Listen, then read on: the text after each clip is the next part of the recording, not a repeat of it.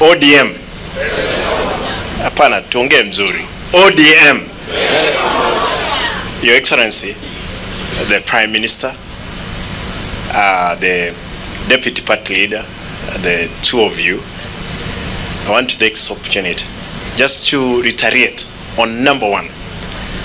There is a problem. Let us agree. There is nothing you are telling us that we are going to Parliament to discuss the BBI report through it. We know very well that one, William Samuel Ruto, will buy all those members of Parliament. And they'll bring big problem to this country. The only court where we'll get justice is the court of the common mwananchi.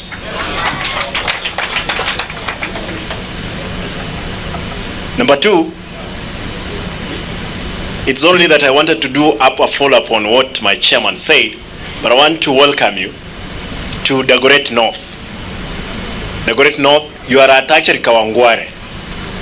Just if I wanted 2,000, 3,000, 4,000 people, can only call them, they are around here. Hakuna kutolewa mbio. Just to celebrate with us. Today it happens also is my birthday, and I'm a happy man that we are launching Chungwa House and celebrating it too. But one thing, nothing is easy as it looks.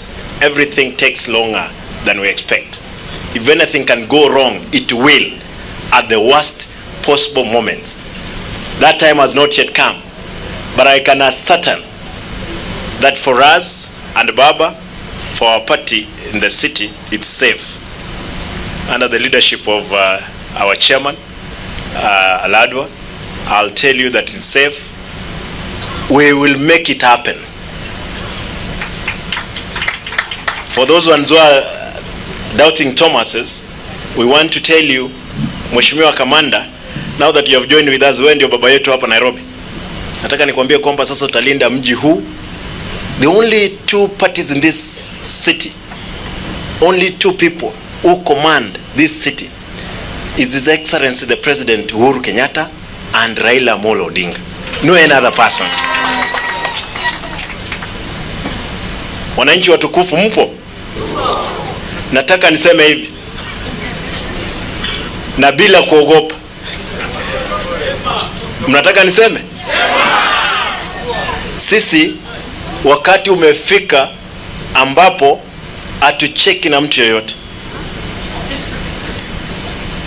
kwa sababu lazima, kwa wale ambao walifanya economics wanasema, for a human being to give positive results, pain must be inflicted in them. It's not me who said. I grew up, I got that principle in economics and will apply it to the later. Thank you. God bless you.